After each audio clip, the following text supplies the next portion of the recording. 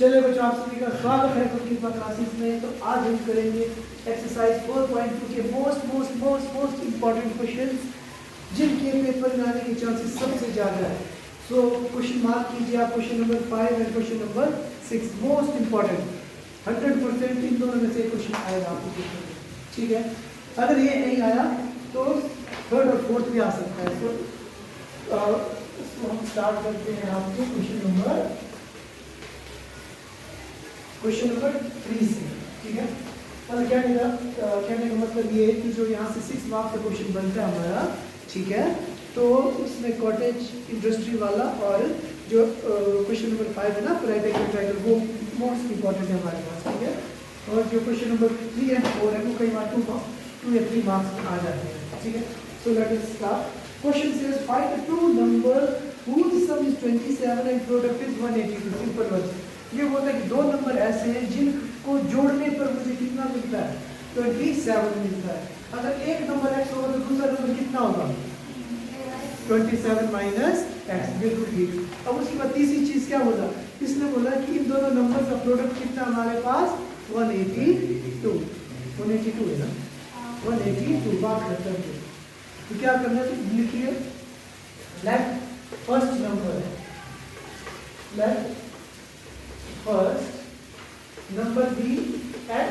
तो second number क्या होगा जो हमारा 27 माइनस x। तो x माइनस 27 मत करना कि नेगेटिव में आ जाएगा।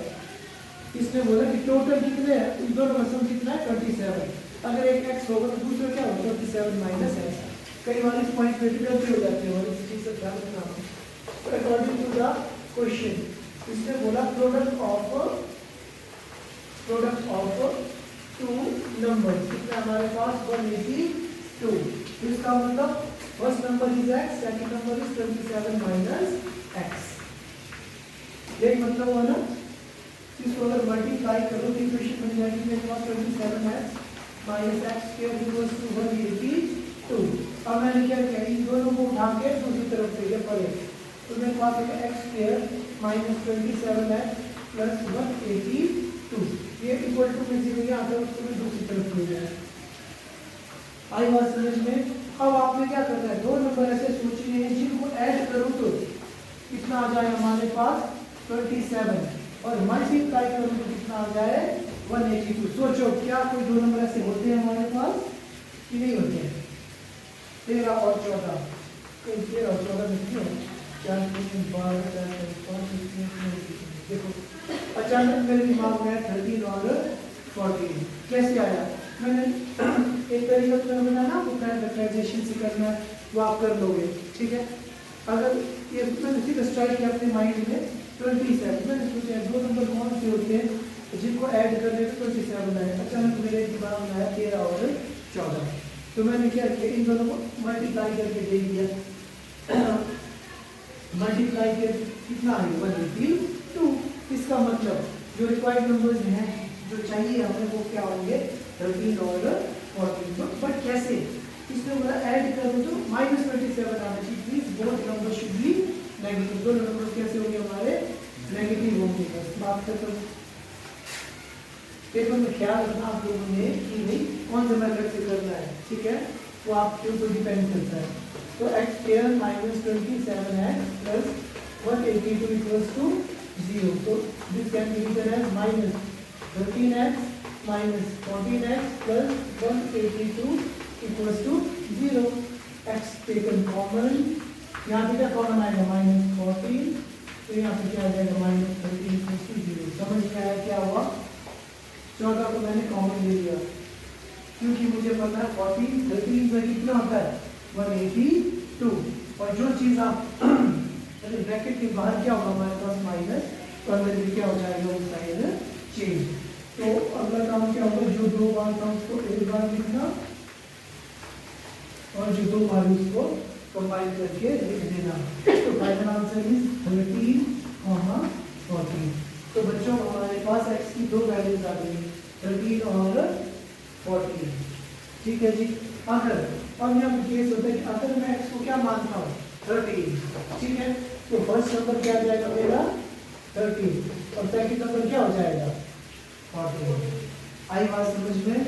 और अगर मैं 14 को पकड़ूंगा तो पहला नंबर 14, अगला नंबर 13, कोई फर्क नहीं पड़ेगा। आई बात समझ में नहीं आई? कोई डाउट इस क्वेश्चन में? सिंपल कर डाउन कीजिए अगर नहीं किया है तो। So we will move to next question, question number 4। Question number 4 क्या होता है, ध्यान से सुनना, अगर नहीं लिखा है तो लिख दीजिए, ठीक है?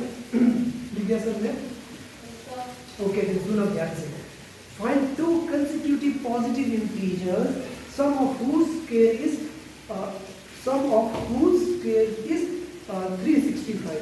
अब देखो दो शब्द इसमें यूज किए गए, टू कंसेक्यूटिव पॉजिटिव इंटीजर्स। क्या मतलब हुआ? कंसेक्यूटिव का मतलब मैंने क्या बोला था, जो कंटिन्यूटी में चलते हैं, हिंदी में बोलते क्रमागत संख्या है। अगर पहला नंबर 1 है तो अगला क्या होगा 2, अब 2 लिया तो अगला क्या होगा 3, कंटिन्यूटी में चलेंगे, ठीक है? और इसने वर्ड यूज किया पॉजिटिव इंटीजर, मतलब हम किसकी बात कर रहे हैं, जो भी नंबर होंगे हमारे कैसे होंगे, वो सभी के सभी पॉजिटिव होंगे। आई बात समझ में? ठीक है। तो इसके बाद इसने बोला whose sum of square, इसने बोला अगर मैं क्या करता हूँ, इनके ये जो दो नंबर्स होंगे उनकी स्क्वायर का सम निकालता हूँ तो वो किसके बराबर है आपके 365 के। तो सबसे जरूरी क्या है, क्या पता लगना चाहिए, वो दो नंबर्स कौन से हैं। अगर पहला नंबर x होगा तो अगला नंबर क्या होगा, x प्लस y तो होगा नहीं, x प्लस 1। मैंने बोला ना पहला नंबर 1 है तो अगला क्या होगा 2, तो कैसे लिखेंगे 1 प्लस 1 2। आई बात समझ में? तो इसने बोला अब मैंने क्या करना है, पहले नंबर का स्क्वायर और दूसरे नंबर के स्क्वायर को आपस में क्या कर देना, ऐड कर देना। So we will write what, let first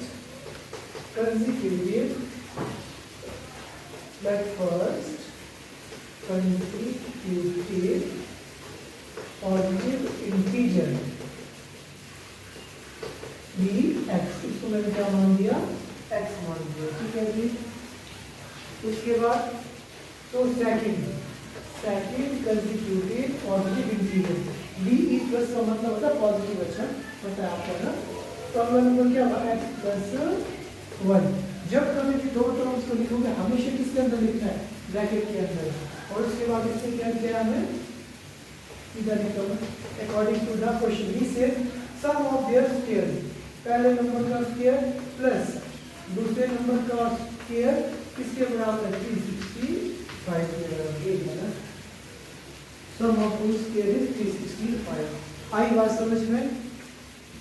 clear है यहाँ तक? बस यही था, मुश्किल काम को हमने समझना था।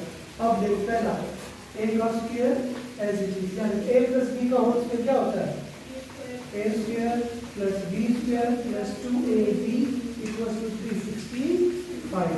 ऐड करके क्या हो जाएगा 2x स्क्वायर प्लस 2x, ये पॉजिटिव इधर आके क्या हो जाएगा हमारा नेगेटिव हो जाएगा। तो we will have 2x square plus 2x minus 364 equals to 0। अब देखो ध्यान से, वैसे तो ऐसा मैं आराम से निकाल सकता हूँ यहाँ से, बट मुझे 2 इधर भी दिख रहा है इधर भी दिख रहा है, ये नंबर कैसा लग रहा है इवन नंबर, तो क्या मैं इसको ऐसे लिख सकता हूँ x square plus x minus 182 equals to 0, ठीक है। अब ध्यान से देखना सब में, तो ये क्या बोलता है अगेन 182, याद आ रहा आप सबको, प्रीवियस क्वेश्चन में हमारे पास क्या था 182, ठीक है।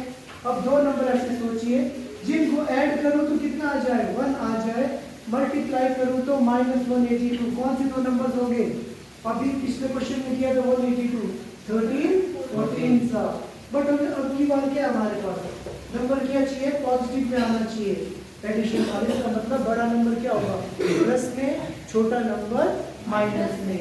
तो we can write it as x square plus 14x minus 13x minus 182 equals to 0। देखो अगर याद रखिए इजी हो गया ना ये क्वेश्चन। अब क्या रहेगा, x कॉमन आएगा, x प्लस 14 माइनस 13 लेकर common x plus 14 equals to 0। तो जो दो बार है हमारे पास इसको कंबाइन करके लिखना, जो एक बार है उसको जोड़ के लिख दिया हमने।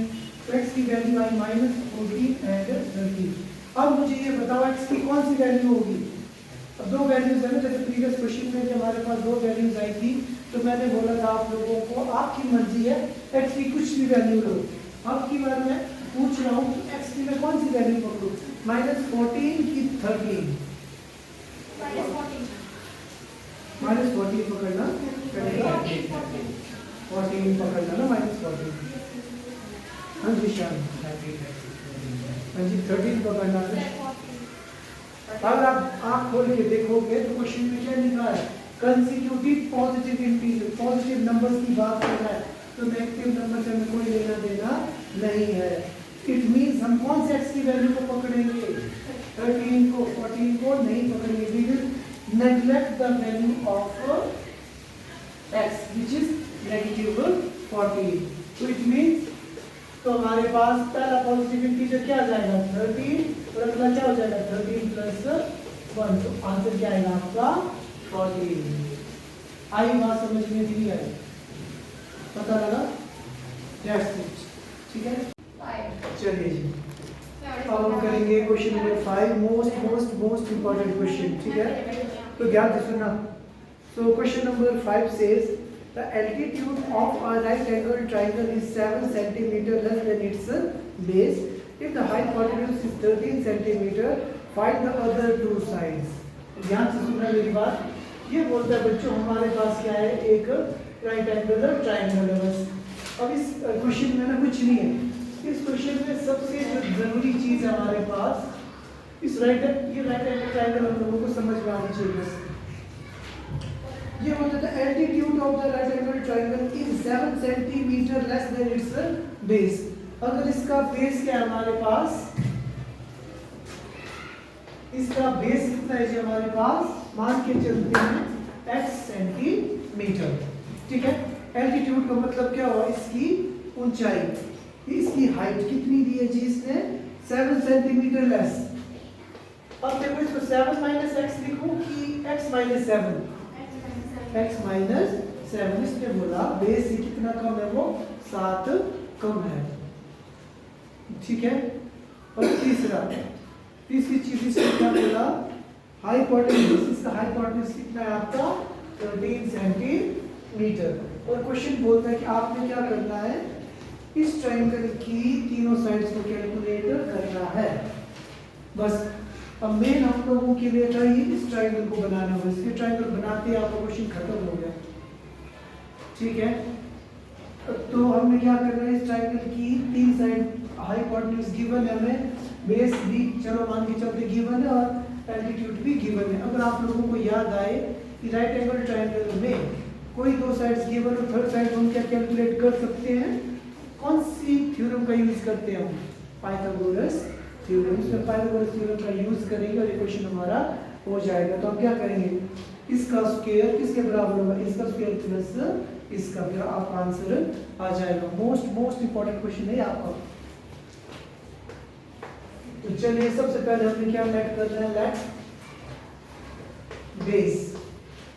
Late base of right angle triangle. Right angle triangle का बेस कितना हमारे पास, मान लीजिए सेंटीमीटर।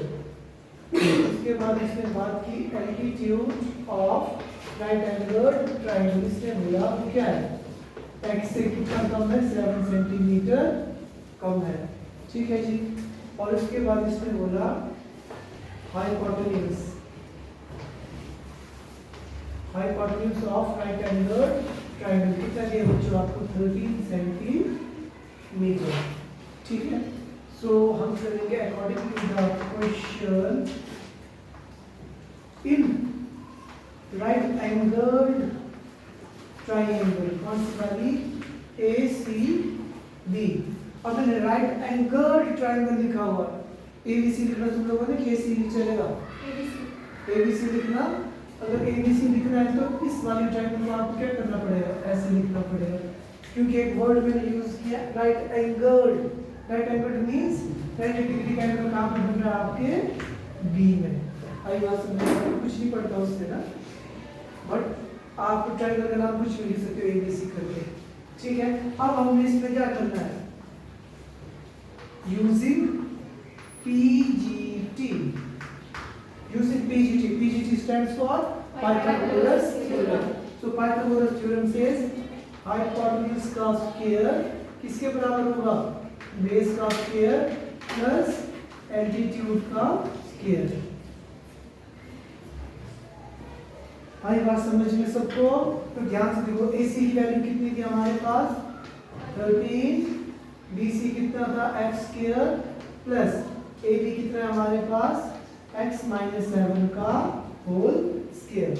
अब 13 का स्क्वायर कितना होगा 169, ये हो गया x square plus a minus b का होल स्क्वायर किसके बराबर होगा a square plus b square minus 2ab। अब इन सबको सॉल्व कर देंगे क्या आ जाएगा हमारे पास, ध्यान से देखना, 2x square minus 14x plus 49 minus 169 equals to 0। समझ में आया सबको क्या हुआ, पता लगाना, ठीक है। सो फाइनली अब हमारे पास इक्वेशन आ गई 2x square minus 14x minus 120 equals to 0, plus minus minus 169 में 40 माइनस करोगे तो कितना आ जाएगा 120। अब देखो ध्यान से, क्या आपको इधर भी 2 दिख रहा है, क्या इधर भी 2 दिख रहा है, क्या इधर भी 2 दिख रहा है, क्या ये पूरी तीनों की तीनों टर्म्स 2 से डिवाइड हो सकती है? तो क्या मैं 2 कॉमन ले सकता हूँ? ओके, तो अगर 2 कॉमन लूंगा तो इक्वेशन बन जाएगी x square minus 7x minus 60 equals to 0। समझ में आया सबको? 2 से मैंने क्या किया, दोनों तरफ को डिवाइड कर दिया सिंपल वर्ड्स में। अब 2 नंबर ऐसे सोचो जिनको मल्टीप्लाई करो तो कितना आना चाहिए हमारे पास, 60 आना चाहिए, ऐड करो तो 7, 6 10 60। अगर 6 10 60 की बात करूं तो 6 में 10 में 6 ऐड करो या सब्ट्रैक्ट करो 7 नहीं मिलेगा, ये तो नहीं बनने वाली बात। और सोचो क्या हो सकता है, 32 60, 30 में 2 ऐड करो या सब्ट्रैक्ट करो 7 नहीं आएगा हमारे पास।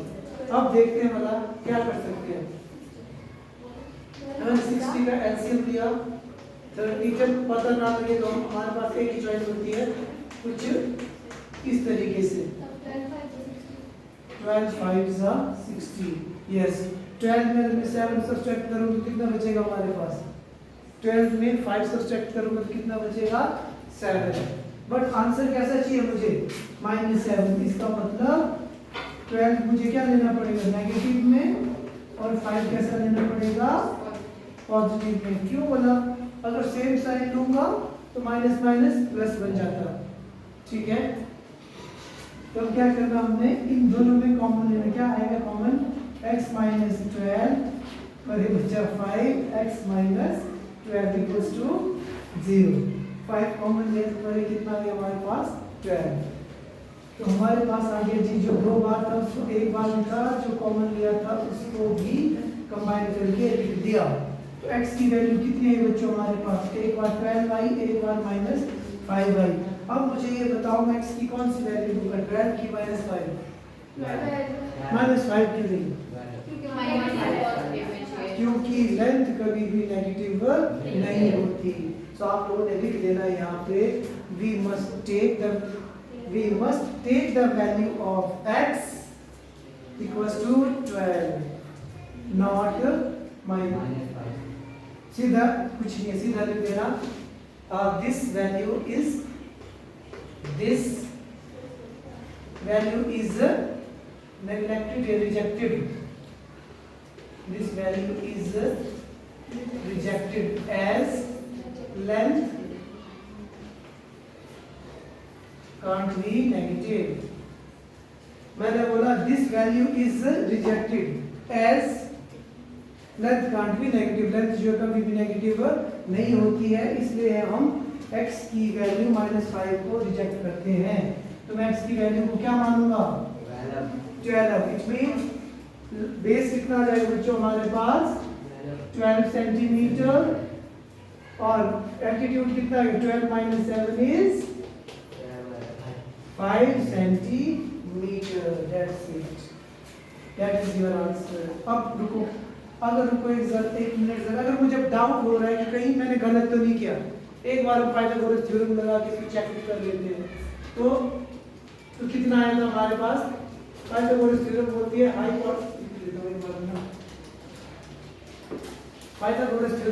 है हाइपोटेन्यूज का स्क्वायर किसके बराबर होता है? बेस का स्क्वायर. बेस कितना है हमारे पास? 12 है ना. 12 का स्क्वायर प्लस हाइपोटेन्यूज आया 5 का स्क्वायर. ऐड करो 144 प्लस 25 क्या है 169. क्या दोनों सेम आई कि नहीं आई? इसका मतलब हमने बिल्कुल ठीक किया है. आया समझ में? That's it. तो लास्ट क्वेश्चन अब हम करने वाले इस एक्सरसाइज का. Again most important. और अगर आप लोगों को याद होगा तो इससे रिलेटेड क्वेश्चन हमने क्वेश्चन नंबर 2 में भी किया था. ठीक है, तो ध्यान से देखना कि अगेन जैसे क्वेश्चन नंबर 5 मोस्ट इंपॉर्टेंट था, similarly question number 6 is again most important. Paper में आने के चांसेस इन दोनों क्वेश्चंस के सबसे ज्यादा है. ठीक है, तो देखते क्या बोलते हैं, ध्यान से सुनना. ये बोलता है आप cottage industry produces a certain number of pottery articles in a day. It was observed on a particular day that the cost of production of each article was 3 more than twice the number of articles produced on that day. ठीक है, देख इसने बोला कि भाई जो हमारी industry है, ठीक है, वहाँ पे ना हर दिन कुछ ना कुछ आर्टिकल्स बनते हैं, मतलब कुछ ना कुछ मिट्टी का सामान बनता है. ठीक है, तो ये बोलता है कि भाई हर एक आर्टिकल का प्राइस कितना होगा. इसने बोला उस दिन जितने भी आर्टिकल्स बने उसके डबल से 3 ज्यादा एक आर्टिकल का प्राइस होता है. अगर मुझे ये पता लग जाए कि भाई एक दिन में कितने आर्टिकल्स बने मेरे, ठीक है, तो क्या मैं प्राइस कैलकुलेट कर सकता हूँ कि नहीं कर सकता हूँ? कर सकता हूँ ना. ठीक है, तो ये बोलता है उसके बाद if the total cost of the production on that day was 90, find the number of article produced and the cost of each particle या आर्टिकल. ठीक है, so let us right that number of articles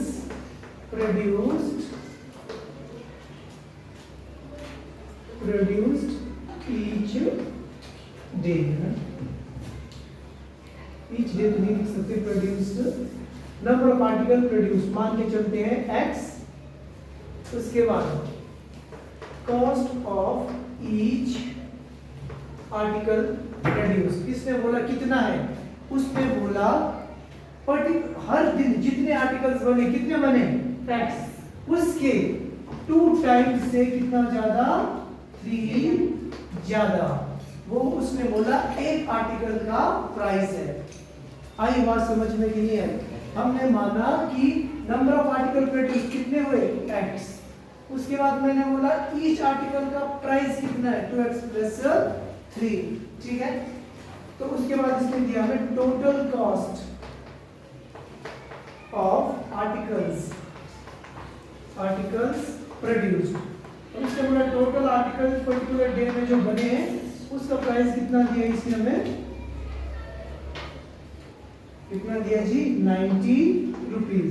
so according to the question अब 90 rupees किसके बराबर होगा?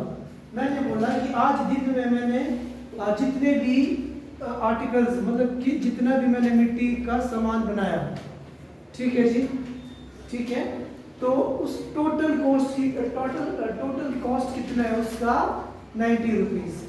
आई बात समझ में? तो कैसे निकाल सकता हूँ मैं 90 रुपये? कैसे होगा?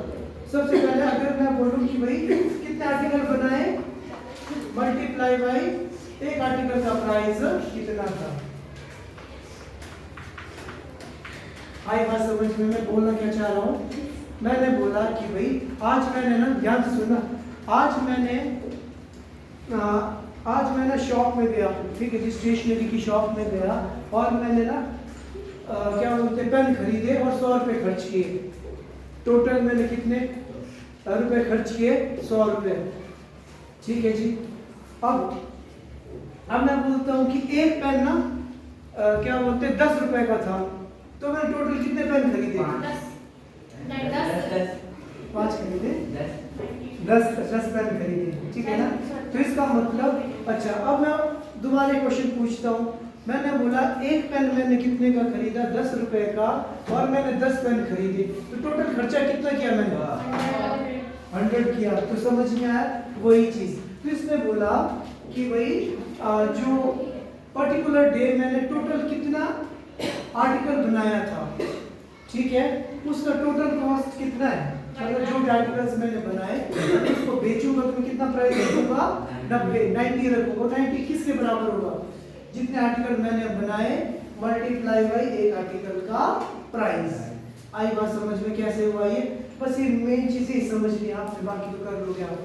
समझ में आया? पता लगा? ठीक है। बस अब x से मल्टीप्लाई कीजिए, 2x square plus 3x minus 90 equals to 0। s की वैल्यू कितनी है हमारे पास? 3। p की वैल्यू कितनी है? -180। आई बात समझ में कि नहीं आई? समझ में आया? ओके। अब देखो दो नंबर ऐसे सोचो जिनको ऐड करूं तो कितना आ जाए जी? 13 आ जाए, मल्टीप्लाई करूं तो 180 आ जाए। सोचो। 3 बोला मैंने बोला सॉरी, मैंने बोला कि ऐड करूं तो कितना आ जाए? 3 आ जाए, मल्टीप्लाई करूं तो कितना आ जाए? -180 आ जाए। तब सोचो वाला कौन से दो नंबर होंगे?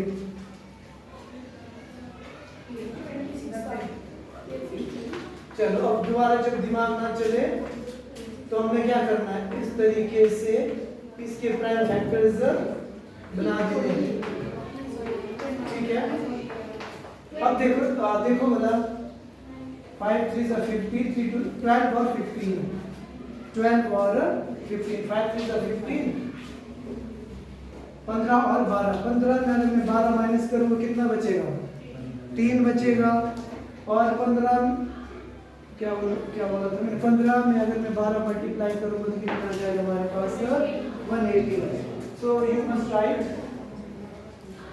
इस तरीके से ना प्राइम फैक्टर्स बनाओगे तो कभी भी क्वेश्चन गड़बड़ नहीं होगी आपकी। तो इसका मतलब मैंने क्या लेना है? 15 और 12। अब मजे की बात ये है कि नेगेटिव लेना है कि पॉजिटिव लेना है? इसने बोला क्या? इसने बोला तो ऐड करूं तो क्या आना चाहिए? पॉजिटिव, बट मल्टीप्लाई करूं तो क्या आना चाहिए? नेगेटिव। मल्टीप्लाई करने पे कोई भी चीज नेगेटिव तब आती है जब एक पॉजिटिव हो और एक नेगेटिव। तो पॉजिटिव कौन सा वाला हो? बड़ा नंबर की छोटा? बड़ा वाला पॉजिटिव, छोटा वाला negative. It means 15 should be positive, 12 should be negative. So चलिए अब क्या करें हम?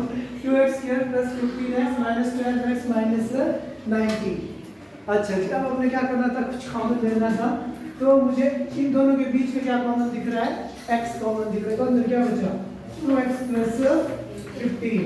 अब मुझे किसका टेबल आता है? 6 का टेबल। 6 में लूंगा कॉमन तो अंदर क्या आएगा? 6 to the 12, 15 6 90। तो हम क्या करेंगे? जो दो बार है उसको एक बार लिखेंगे, जो कंबाइन किया है तो उसको एक बार लिख देंगे। सो आंसर शुड बी, यहाँ पे आ गया -15, यहाँ पे x की वैल्यू आ गई 6, तो यहाँ पे x की वैल्यू आ गई -15/2 और x की वैल्यू आ गई 6। अब मुझे बताइए x की वैल्यू क्या होगी? -15/2 की 6? It means number of article produce कितना होगा हमारे पास? 6। और ईच का प्राइस कितना हो जाएगा? 2 × 6 + 3, दैट इज 15 रुपीज। आई बात समझ में? अब क्रॉस चेक करना है हमने कि हमने कहीं गलत तो नहीं किया। उसने बोला था कि पर्टिकुलर डे जो भी सामान बनाया उसने वो कितने का पड़ा था? उसको 90 रुपए का। तो कितना देखो कितना सामान बनाया उसने? 6। एक का प्राइस कितना था 15, 15 6 जा 90। इसका मतलब हमने बिल्कुल ठीक किया है। आई बात समझ में कि नहीं आई? That's it, most important question है हमारा।